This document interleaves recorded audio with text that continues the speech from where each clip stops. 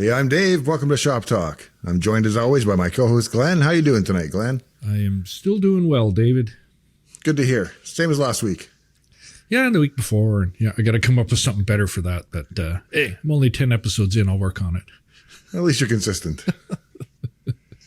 So what was I working on this week in the shop? I got all my sticky notes here. Let's see. I built two new machines that are kind of interesting to me. I got a case, a PDP 1123 case, backplane and power supply, otherwise totally stripped and empty. Bought that from a guy, got it shipped here, and then I started installing all the parts that I used to build the Franken PDP a couple episodes ago. From the tickle trunk. Yeah. So I went through my box of parts and I took out a good CPU, a good RAM board. I also ordered a new RAM board that unfortunately tested bad. It was like a 1 meg RAM board, so it would have been nice if it worked, but it did not. And put in an old RAM board, a 512K, and an Ethernet controller, and a Cubone, one of my not a spare Cubone, one of my Cubones from the other machine. Got it up, booting BSD Unix, running. I've still got to get it connected to the network. That's my next challenge on that one. But that's otherwise up and running. I don't think I'm going to do an episode on it. So there's a lot of stuff that goes on here that you don't see because I've already kind of done an episode on building a PDP-11 from parts. So even though I recorded it, I'm not one of those guys like Adrian's Digital Basement that can narrate in an entertaining fashion without a lot of pauses and ums and a ton of editing. So now this case that you got also required you to pull out some of the heavy duty tools and actually do some physical smashing and banging. Yeah. When we got it, it looked like the front had been smashed in. So the ears on the case were bent backwards. So, Glenn was down here visiting from the Canadian Home Office, and we took, what do you call it, a body set, I guess, where it comes with the anvils and the hammers. And we pounded it out, used the anvil on the bench and body hammers and pounded the thing out straight. It came out pretty good, I think. So yeah, nothing like a little body work on your case before you load your Franken computer into it. Yeah, something else that was well, I didn't have to hammer on it, was the SuperPET I picked up. Right. So I found a SuperPET, and they rarely ever come up. This one said it was booting, and so I kind of jumped at it, bought it, got it, and sure enough, it boots up and runs both on the 6809 Waterloo side and on the 8032 Commodore side. So I thought I was golden and was just going to have to clean the thing, and I stuck a spare IEEE adapter with an SD card reader into the back, and I realized that I can't read from the port at all. It just says there's no device present at any time. So I'm like, crap. So it's probably the 6520 chip, which is one of the main IO chips. It's right by the port. So I went to remove that. And I really took my time on this one. I resoldered every pin on the chip, and then I carefully vacuumed it, and I moved each pin so that it was free. The problem I ran into is when I finally lifted the chip, on the inside of the legs, traces had bonded with solder to the insides of the legs. And so 3 traces got lifted. So I wound up having to rebuild 3 traces on the board, which I wasn't stoked about, but did that, put in what I thought was a compatible chip with a 6520 that I had on hand, and it did not work. So I then popped the 6520 out of a spare PET 2001 board that I had, put that in, still didn't work. Then I noticed that there was a pin missing on the header cable that goes from the 6502 socket up to the daughter board that runs the 6809 stuff. I checked with my resident SuperPET expert who said, no, it's not normal to be missing a pin, so that's not good and could be the problem. So instead we took the daughter board out, put the CPU directly into the socket, so it just boots up as an 8032 PET, but it still couldn't read the port, so it's unrelated to that cable. So that's a separate issue. So at this point, I'm waiting on, there are 2 buffer chips that help drive that port that are in between the 6520 and the port itself. And I'm going to try replacing those 2. And if that doesn't work, I'm going to have to find somebody to send it to, probably my SuperPET guy, but he's pretty busy. So yeah, and he might have to send it to his guy. Or is he the guy that No, has he is guy? the guy's guy. Oh, he's the guy's guy. Okay. How challenging was it to track down those other 2 sort of buffer chips then? They weren't bad. I found them on eBay, and I had 2 sources. I could get them cheap, like for $1.50 a piece from Poland or something. But if you wanted them in the U.S. in any kind of near time frame, they were like $10 coming out, I think, Boston. So I went that way. That's kind of like that sign in my mechanic shop. We can do it fast, cheap, and good. Your choice of which 2. Yeah, exactly. Right.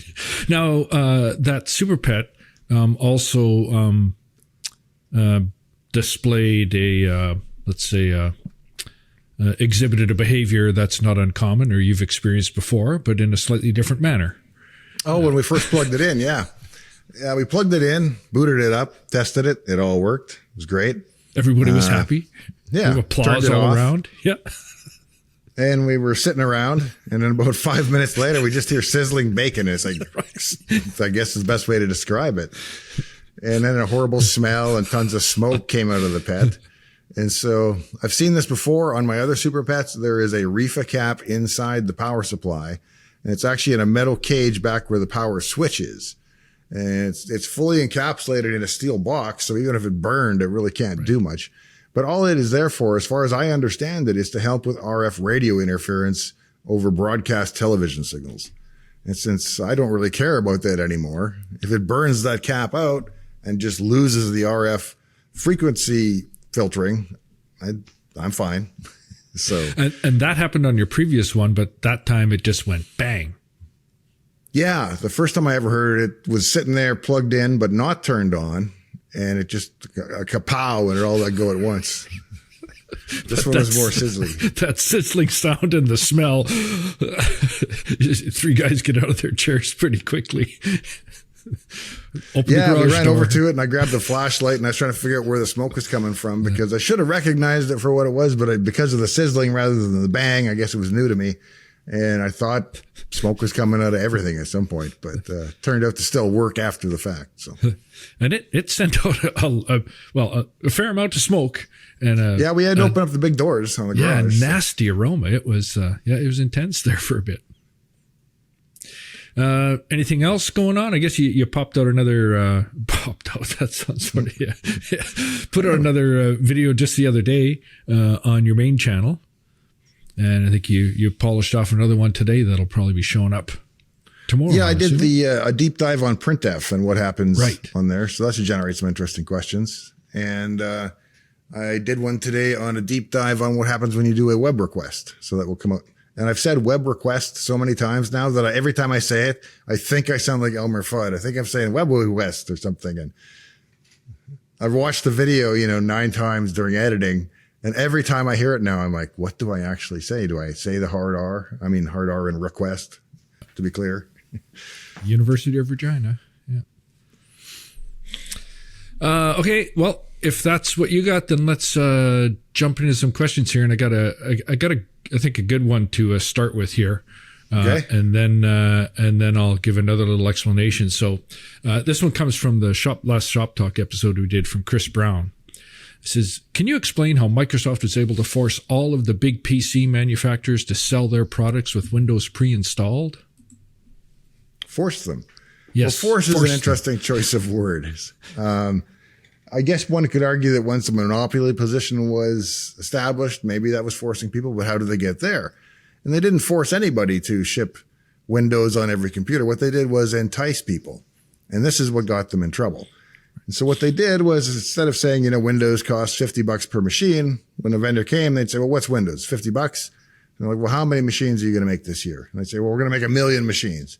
Well, for you, it's $15. And I'm making up the numbers because I wasn't on that side of the business. But if you, and better yet, we'll do it for $12.50 if you just say we're going to buy a per processor license for every machine we make, so that every machine we make has MS-DOS available to it, or MS-DOS and Windows, or whatever the package was at the time. And I think a lot of vendors took that. Now, in a way, that's obstructive, I guess, because you're paying a Microsoft tax even if you want CP/M on your IBM AT at that point, because every machine has it baked into the full cost, and then you're adding an operating system on top of that. Is that wrong? I don't know. Doesn't feel wrong to me, but it felt wrong to, I guess, the Attorney General or the Justice Department that, went after Microsoft for that kind of behavior. So initially, once it was a case of everybody had it, then everybody had to have it. And there's a certain self-fulfilling prophecy in being a ubiquitous product like that, in that everybody has to have it in order to be compatible with you. So, but yeah, they didn't force people, or there was no strong arm tactics and stuff initially. It was enticing people. And then once they were in that position that everybody had it, maybe things were different. But again, I wasn't on the business side. So, and a decision is also made on the PC supplier side as well. That, okay, if we say we're going to do 1 million machines and get it at $15 or whatever, but if we agree to to do it for every processor we ship out and the price goes lower, that's a business decision that they make too. So they could have said no and sliced it a bit more, but so it worked. It must have worked out well for both Microsoft and the PC manufacturers. Yeah, I imagine it was mutually beneficial. Whether it was the best thing for consumers is what probably the DOJ cared about, but I can see that. So I think it worked out well in the sense that you walked into a computer store, at least you knew how to use the computer because it was just running Windows. It wasn't running Best Buy OS. Yeah. Now there was a similar thing, I think with Windows Explorer when we were back in the Netscape days and that sort of stuff too. Not exactly the same, but similar again, where they started to package Windows or Internet Explorer with Windows, and that got them into a similar set of problems as well, didn't it? It did. And that was kind of treated as if they were bundling an application when really the browser is part of the operating system and should be included. And today is included in every operating system. But that was when that transition was happening, though, because you had all these people that were, or not all these people, but a few, Netscape and what were a couple of the other ones, I can't remember, that were just in the browser app. And so but that shouldn't be shouldn't inhibit you that Microsoft makes a default version of the whatever that feature is in the product. You know, if they make it so good that there's no point in competing with it, but Microsoft Paint does not impact Photoshop in the slightest. So you can always build a better mousetrap. That's a direct competitor. Yeah. I'm going to draw my stick house with the smoke chimney and all that coming out. And I got to use Photoshop for that now. I think I've got some YouTube feeds of some folks doing some pretty nice work with Paint, though. But oh, yeah, it can be done. It takes some considerably more effort. Okay, that episode you did there, Optimize Your Hard Drive and Extend Your Data Life, got a lot of feedback. And some folks who were, they gave it to you pretty hard here. So, I noticed some recurring themes in the comments that I was responding to. We'll see if it comes up here. Yeah. So not to shy away from that stuff. I think some of that stuff, is, worth, you discussing in this forum as well. So, I'm going to jump in here and we'll go hard at you for the first few questions, and then we'll see if we can recover a bit here. No Prog says, defrag an SSD, that's bad advice. You should not do it unless you want to degrade it unnecessarily by doing unneeded writes to it. There's no mechanical operation in an SSD, so defrag is pointless. An SSD is a non-volatile memory. It's closer to a RAM stick than a hard drive. You don't defrag RAM, do you? Well, you could if you wanted cache locality, I suppose. So here's, I think, the fundamental misunderstanding. People think, and the title was, should you should you defrag an SSD? Yeah. Or that was one of the thumbnails that I ran. So it depends which version you got. But the answer is, at a file system level, no, you absolutely should not defrag an SSD. There's no point. It doesn't do any good. It doesn't solve any problems, and it just wears the drive and makes things worse. But if you watch the episode, that's not what I'm talking about. What I'm talking about is the disparity between the size of the allocation when it claims new space on an SSD. So you create a file of 1 megabyte.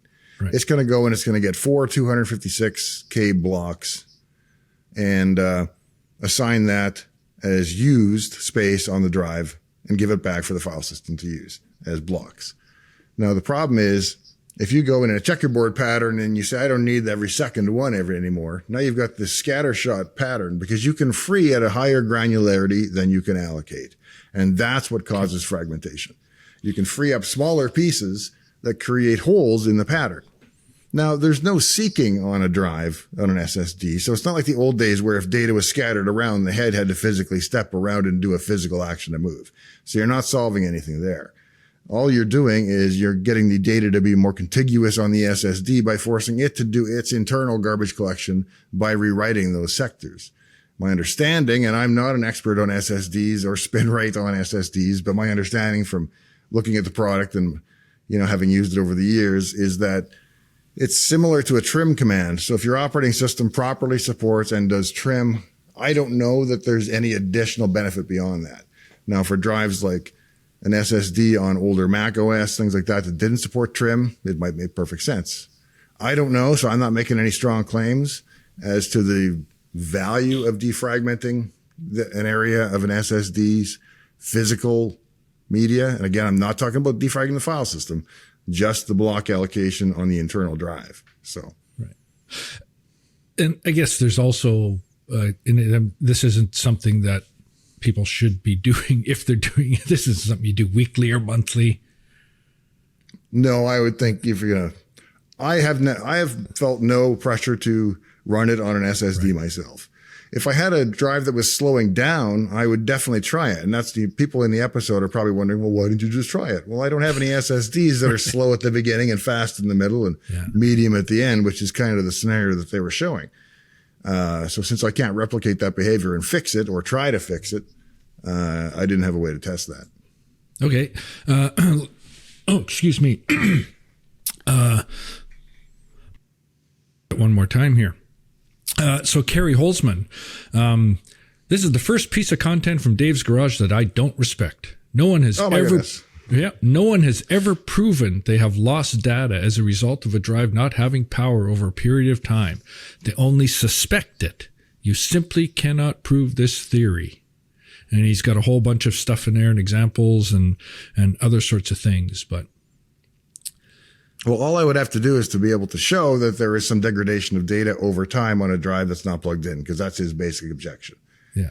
And my understanding is there are at least 3 things that contribute to data degradation over time of an inactive, non-powered drive. One is something called data remnants, which is basically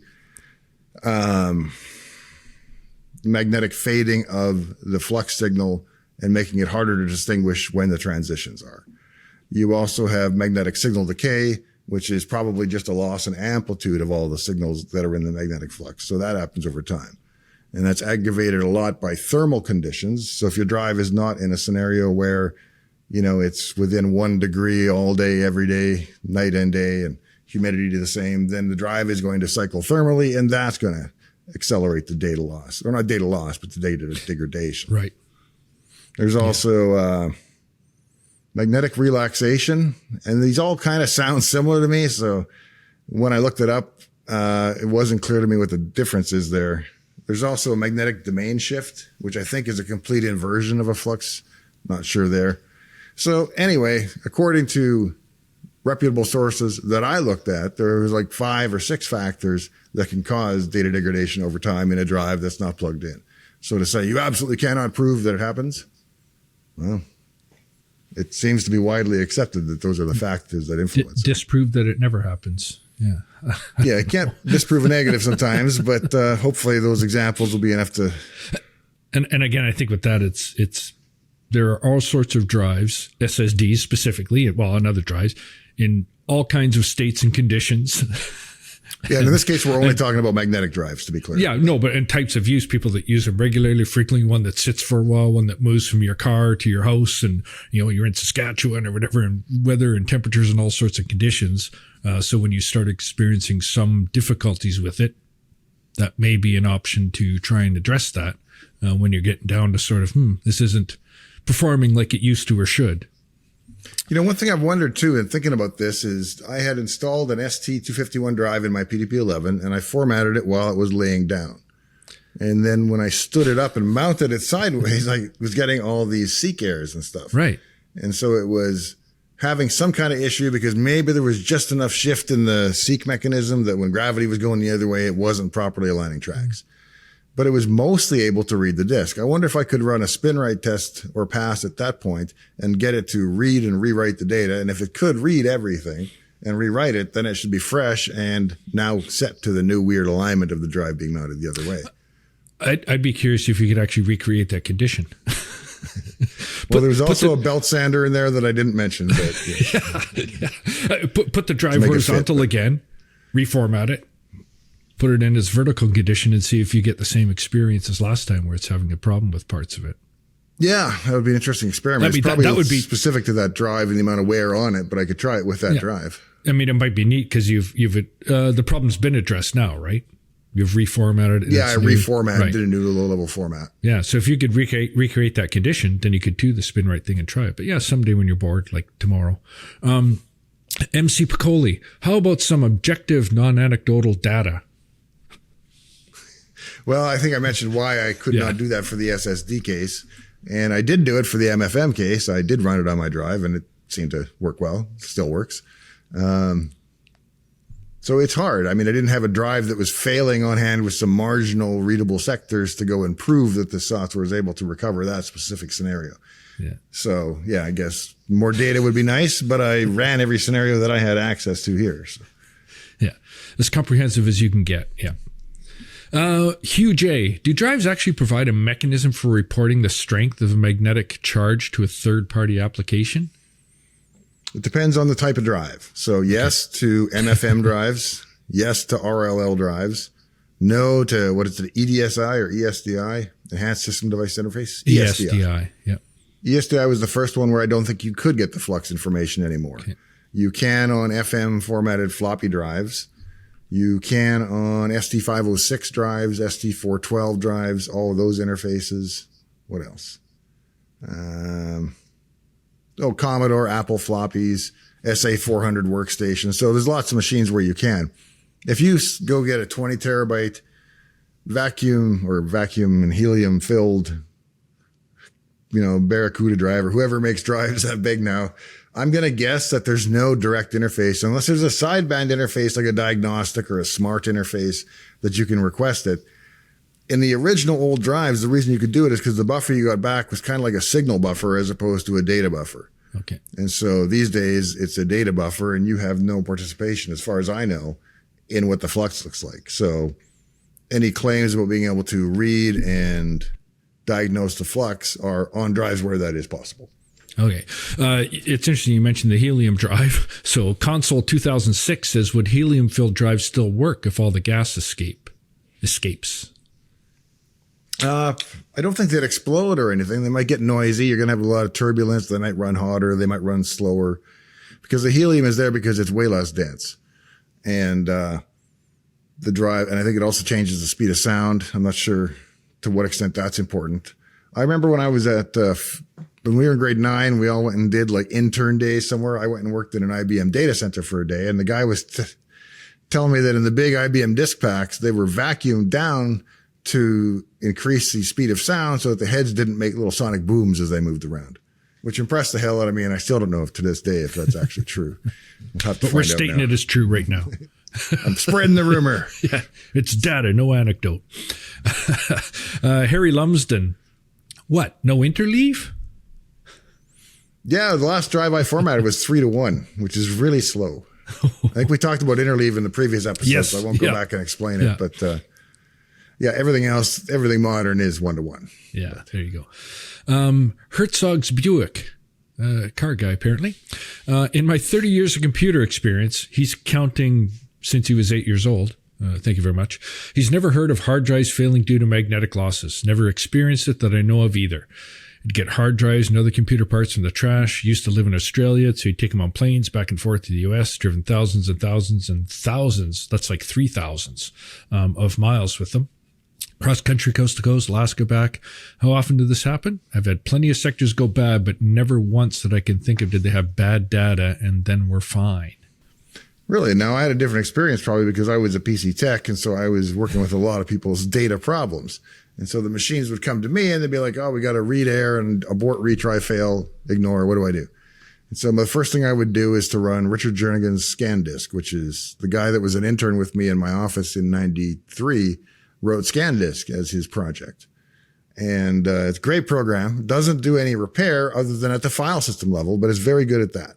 So if the drive can be read, it will go and it will recover and reconstruct the file system as best as can be done. But if that didn't fix it, then I would run a spin right pass. And this is back in the ST506, ST412 days. And I don't know, 25% of the time, maybe it fixes the problem. And I don't even know in those days if we said, oh, now you should back up your data and get a new hard drive, because that would be the first thing I would do today, right? Like the moment the sector was readable, I'd be saving it somewhere. But I don't remember what we said in those days. It's funny. I haven't thought of ScanDisk where I'm like, oh, yeah, I'm flashing back now. I'm sure I was running that at work, too. Yeah, the backup was not that was never the first go-to, was it? No. So Herzog's Buick, then he's been pretty fortunate with his adventures then. So I would think so. You're a lucky dude there. Maybe it's the Buick. Maybe he's transporting him in his Buick, and that's why they're doing all fine. RC Dennis, is there data loss if there's a power outage? Yeah, I think anytime you're writing to the drive and you pull the power on an old drive like that, yeah, you're at the risk of data loss. Expect data loss. Right? There are some cool new features that I don't know a great deal about, but they actually use the mechanical energy of the rotating drive so that when the power dies, they say, okay, run the drive motor backwards as a generator and use that power to finish and commit the write, which I think is really cool. And I'd like to see and try it, but I don't have any drives that do that. So, or any way to test it, but on paper, it sounds amazing. Peter Richards, and you're not. And he spelled your correctly, so that's excellent. Good. How does this program justify its immensely intensive operation on the drive against the intrinsic limitations of a physical hard drive? And then he goes on, he says, on magnetic drives with mechanical parts, this might sound like a good idea until you weigh it against the mean time between failure that every one of these drives has. Yeah, but the NTBF, even on an old crappy drive, is probably 150,000 hours. And if a spin write pass is going to take 15 hours, that's 1/10,000th of the life of the drive. Yeah. So not something you should be in your boot script, but I think 1/10,000th of the life of the drive. If my math is right, if I'm right about that, sounds right. What did you say? We'll go with it. 150,000? Well, it's 150,000 hours between failures. Yeah. And you're going to run it for 15 hours. Yeah. That's like 1/10,000th of its life. There you go. And again, like you said, this isn't something you're doing daily. Right. Yeah. So, yeah. Same with SSDs. I mean, it gives me the willies to run something that write intensive on an SSD. Right. But at the same time, if your SSD can't handle 1 day's constant writing, that's pretty weak. Yeah. Yeah. Knee Dragon 1962. Should you defrag a spinning Rust hard drive? Yes. Can you defrag an SSD? Yes. Well, this is a question where he answers them too. Okay, good. That doesn't mean you should. Yeah. So he says, should you defrag a spinning Rust hard drive? Yes. Can you defrag an SSD? Yes. That doesn't mean you should. As long as Windows knows it's a solid state drive, it will run a command called trim at boot or shutdown, and that achieves a defrag by the hard drive's own logic and control, not the operating system. Said that results in a much less wear and tear on the hard drive and longer life. As long as Windows knows it's dealing with an SSD, which it should know, then it'll deal with it just fine. He says he'd still run the disk cleanup every now and then, like every time there's a major Windows update. Any ideas on that one? Yeah, I'd say as long as you're getting some trim, you're doing okay. Somebody's got to be issuing the trim command to the drive, though. And so if your operating system is doing it. Yeah. What did you think I meant? Nothing. So... Yes, and I think we covered this pretty much already in an earlier question, or in two different questions about, we're not saying defrag the file system. Yeah. And yes, trim is probably, to my understanding, going to do much the same thing. Well, yeah, I think you mentioned. Paul and Francis, does this have any merit if you're using a ZFS and run a scrub periodically? Yes. So a ZFS scrub and a BTRFS scrub, these are the two I checked into. They will both go through and read all the data, which helps with bit rot, but they don't rewrite the data. Oh, okay. So if there is any value in inverting, writing, reinverting, rewriting to redo the bits on a modern drive, then BTRFS and ZFS don't. ZFS. Okay. Royal 395. Probably a dumb question. No dumb questions. But what happens if you have a RAID controller? If you have a RAID controller, then you probably don't have the access to the drive to do anything with it that's interesting. So if it's a hardware RAID controller, right. If it's just an HBA, then you're probably okay because the SATA interface will pass things along. Sorry, HBA? On a dedicated RAID controller. Host bus adapter, the thing that allows you to plug like 8 SATA drives into your PCI bus, PCIe bus. Yeah. Steinbosch. So how can you tell if, say, a 4 terabyte USB drive with valuable data is getting close to fail? The USB drive. I would say the moment you got any indication of any kind of error with the drive, assume it's about to go. But I don't think you usually get much indication. I think it either just fails or works for the most part. So. Back it up. Yeah, before it fails. Flyboy Hello Sim.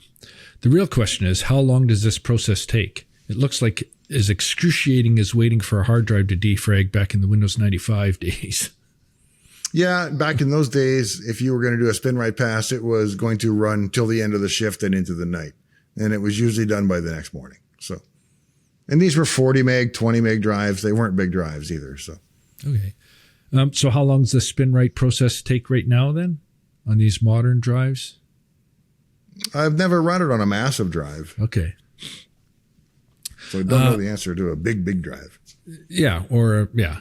Well, the other guy was talking about the 4 terabyte. Hardly Wergen. Does spin right trigger anti-malware protection? No, not that I'm aware of. Shouldn't. Okay. Plus, you're booting it from like a USB stick or a floppy drive. Yeah. So, with a dedicated version of something like FreeDOS. So your malware shouldn't see it at all. Anti-malware shouldn't even see it. Oz2 or OZ2 or OZ2. Let's go with Oz2. Okay, stupid question. That's 2 stupid questions. But can we use SpinRite on current systems? It seems unclear as you did use a very, very old IBM PC to show off the application. So from that, he's guessing no. And if so, can you please release a video on what the current OS operating systems do to fix this issue? I would go directly to Gibson Gibson Research, GRC. Okay. For answers on the impact and the utilization on super modern drives. The reason I did it on old drives is because that's where I understand how it works. So. Right.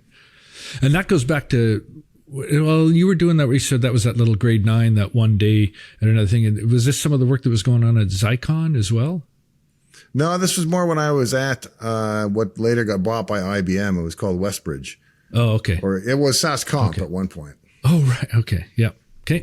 AJ Croteau. Hi, Dave. Does Windows have a feature built in to perform tasks such as what you're describing with SpinRite on these newer SSDs? I believe the trim command is again being referenced here. And so as far as I know, yes, Windows properly handles trim. And that's done automatically then, is it? This trim command? I'm trying to remember. There used to be a checkbox that you could turn it off and on, but I think it's on at the right times. Okay. Sega Android. What constitutes modern, newer, and older? He's saying you should be specific, as in maybe, drives made after 2000X have improved handling of wear leveling, especially since we'll be leaving this video up for years. So do you have a more precise guideline on modern or newer and older drives? Instead of going with the newer or older bifurcation, I would probably look at that list of interfaces I went through earlier, like the MFM, ROL, SD506, those ones, and call those the older ones, where you can get access to the actual signals. And then newer ones that are like SATA and beyond, where you're not going to get access, as far as I know, to it. Okay. Matthew Albers, how would I run SpinRite on my MacBook Pro that's 7 years old? Well, if it's that old. Basin Notriblinski Studio says, can I run this new version of SpinRite on Mac OS? So there's a couple of guys looking for some Mac. I've never tried it, but in theory, if you booted it off a USB stick and booted it as an Intel, which it should support if it's 7 years old, then you should be able to. You don't need a driver. It's going to be AHCI. So yeah, you should be able to run it on a MacBook. As long as it's not a SATA. Try it. Right? Let me know. Yeah. Report Let us know in the comments. Iki. Sounds like I want SpinRite for my old machines. Does it work on non-DOS partitions? Guessing that it probably doesn't care. Yeah. Guessing that it probably only needs to work on the raw data and thus could. They also mentioned that they like that video overlaid over the DOS screen. Reminds you of stuff with BBC Micros when he was little. Smiley face. Nolan, 412. Don't we have file systems that do all of this for you? And I think that's the new modern stuff then, is it? Yeah, he either means the defrag aspect, by which modern file systems take care of that at the file system level, but that's not what we were talking about. Right. Or he means the block collection, garbage collection on the SSD, which again, trim. Right. Yeah. Trim solves everything. Okay. Modern Oddity. Why should I use SpinRite over the built-in drive optimizer and defragmentation that Windows 10 already has? I think that's the same question. That's pretty much. That's the new stuff again, right? Stepanovotny. Just a cotton picking second. Doesn't long self-test do this natively and faster on any modern drive? Doesn't BTRFS scrub and BTRFS balance refresh all the data? Don't SSDs have native automatic periodic data refresh with the additional benefit of optimized wear leveling? I don't know in the SSD case, but in the other ones, no. They generally only do the read pass and not a rewrite. So. Oh, okay. That's the diff. Manu Fortis. So if the SSDs are mismatched on their read and write allocations, should it maybe be better, or would it maybe be better to match them instead to both being 256K? I suppose there's probably a reason why not to do this, like not all data needing to be sitting in a 256K block, but it would fix the other problem at least then, right? Well, imagine that you allocate a 256K block. If he says he wants them to match 1-to-1 now, you've got to free it up as a 256K block, which means you can't free it until it's 100% free. So if you go in through and freed up 80% of the stuff that was on that block, no, you can't have it back yet. It's still but not if you free. break it up into smaller chunks, you can take those smaller chunks and reuse them at a higher granularity. Okay. So I'm not an SSD designer by any stretch, but I'm guessing that's the rationale. By even a little stretch? No, I did have a dream that I was one once. Oh, well, but that almost counts. Yeah. Anecdotally, anyway. Rob Geeb. Maybe I need to watch it again, but what was the verdict for SSD type drives? So we've said that a couple of times. I think the SSD ones were, again, unless that very specific case, you don't need to do this stuff, right? Yeah. And if you're really curious about that, you should go to Steve Gibson's YouTube channel, because he's got a video of him using it on the SSDs and explaining how it works and why it works and so on. And I didn't cover a lot of that because he already covered it, so I wasn't just going to repeat his video. And I didn't want to make claims based on having just seen somebody's video. So better you watch it yourself. Yeah, go to the guy. Stuart Palmer, what is your feeling about continually using drives which have known bad sectors or have failed and been recovered? I've always stopped using them. Yeah, generally I have too. But if you're a kid and then you're like 21 years old and you've just bought a 320 meg Micropolis hard drive, and 6 months later out of warranty, it gets a bad sector, and that drive costs $1,500, do you go and buy a new one, or do you just map that as a bad sector? I think until you maybe see more failures, people were a little bolder back then. Yeah. I mean, now if my main drive had an error on it, I would throw it far, far away and get a new one. But drives are way, way cheaper now than they used to be. So. Yeah, time and money. Lesser of two evils. Is there an analogous tool for CDs and DVDs? Not that I can think of. It's kind of an interesting question because there are DVD and CD recording technologies that use magnets and heat and all kinds of stuff. But a pure optical CD, no. Those bits are baked in there good and solid. Yeah. Paul D. Walker. I nearly crapped myself when I got the email that my free update arrived. What has it been, 20 years since version 6 of SpinRite? I think so. But yeah, when I checked to see if I could get the newer version to review, I was already a customer from having had SpinRite 3 or whatever, so I was able to just get my updated license. There you go. Customers for life. The Shugo BR. Really good video, nice software, but holy crap.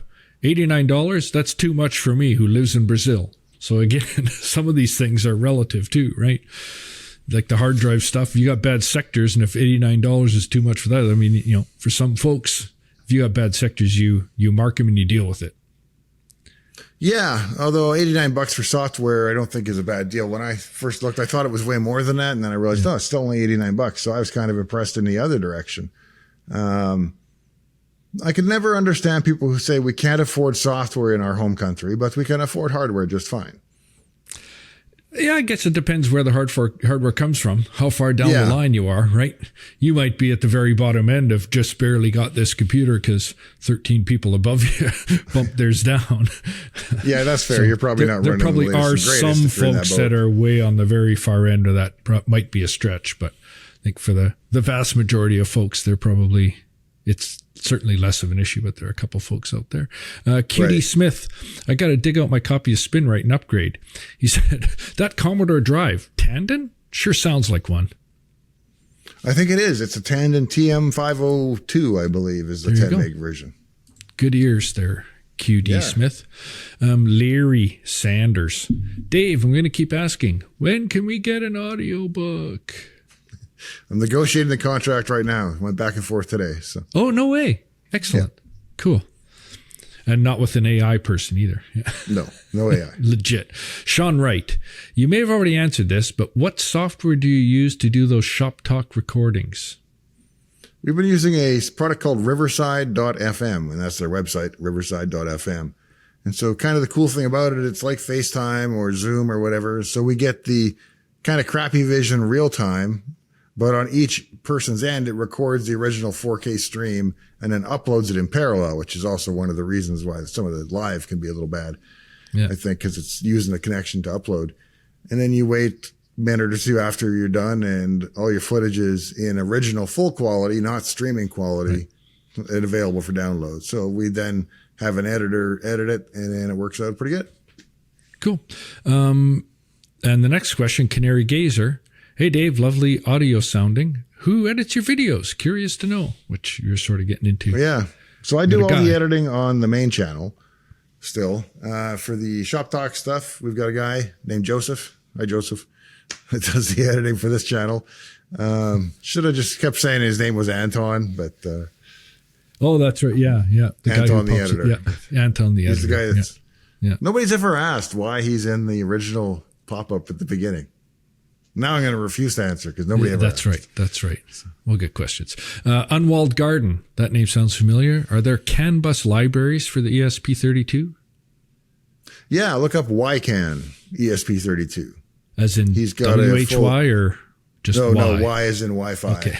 Wireless CAN. Oh. So do I have one handy? I do not. But somewhere I have a ESP32 with an ALDL car adapter, and it plugs into the car port, and then you can connect to it over Bluetooth, and you can do data sniffing and scanning of the CAN bus with the ESP32 built in. Is that from your LED license plate, or is that from the stuff you're doing back on that Range Rover when you're trying to connect into that? No, this is from the license plate thing. Oh, it is. So it's a new piece. Yeah. Okay, cool. Spartan Boxing. Dave, according to you, who built the computer that Bill Gates used for the IBM software contract in 1981? And I think you did address this in the comments, but... I gave totally the wrong answer in the comments, by the way. I haven't gone back and fixed it. I haven't deleted it. I just left it there like a big turd. I forget even the guy's name now, but I said the inventor of the IMSI, whereas it's Dr. Ed Roberts is, as far as I know, the inventor of the Altair, which is a computer that Bill and Paul built BASIC for. So he built the computer that built that. Yeah, he was a doctor, but he was a tinkerer and started MITS. And he tinkered. Yeah. He did. That's what tinkerers tend to do, I heard.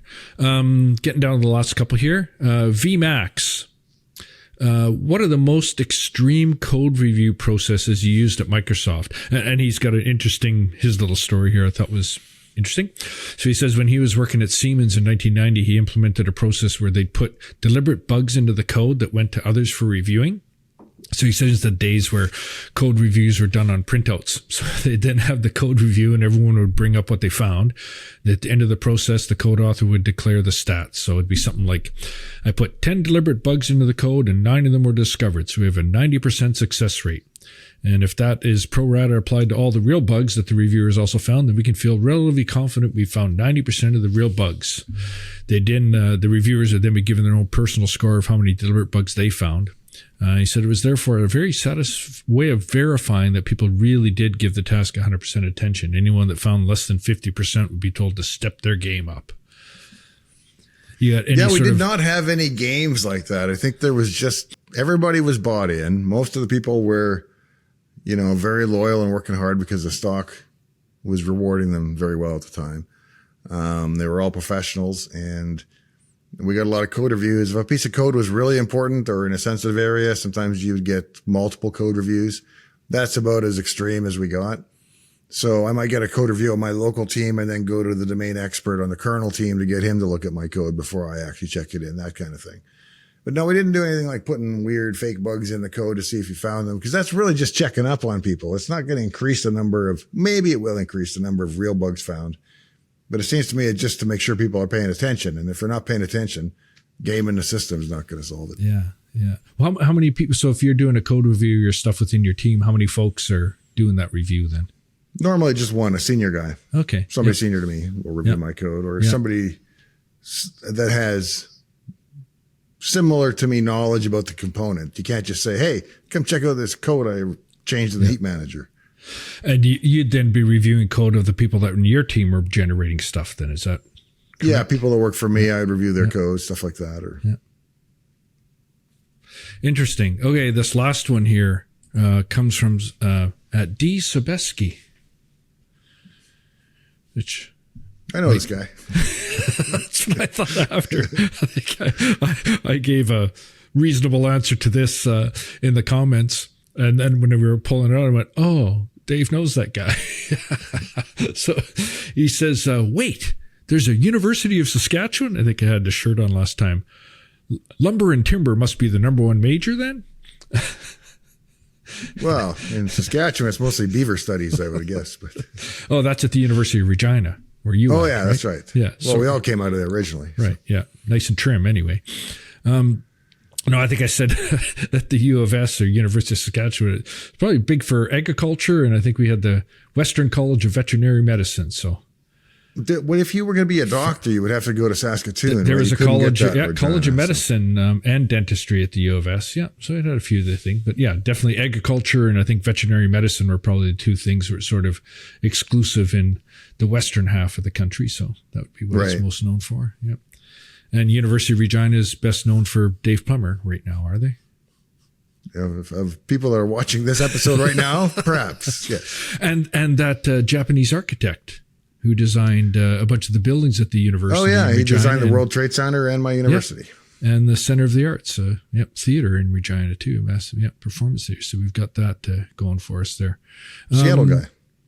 Yeah, there you go. And connected to Seattle. That's all the questions we got for this episode, Dave. Any last parting thoughts or parting shots? No, I would say please make sure you're subscribed to Dave's Attic. And if you found it interesting, please share it with a friend that you might think would also enjoy watching this stuff or submitting questions and doing so on, because, trying to spread it by word of mouth as opposed to just waiting to see what happens. So appreciate any help there. And again, any questions coming from this episode, or plug them in the comments, put a question mark on it. That flags it so I can snag it. And the same with the videos on the main channel, Dave's Garage. The questions in there we pull as well. So put a question mark in it. It gets their attention, and then it meets the first criteria. You bet. Get it now while it's still free, and we don't make you join Patreon to have your question answered. That's right. We don't start slogging stuff or ad breaks. Nope. Buy my Athletic Greens now. That's right. Yeah. Brought to you by BetterHelp. Yeah, we've all seen them. All right. Well, thanks for joining me out here in the shop tonight, Glenn, and thanks to the audience as well. We'll see you next time. In the meantime and in between time, hope to see you next time. Talk to you later. This little chair will be waiting for one of you, and a rocking chair for another who likes to rock, and a big armchair for two to curl up in. All next time on Dave's Garage.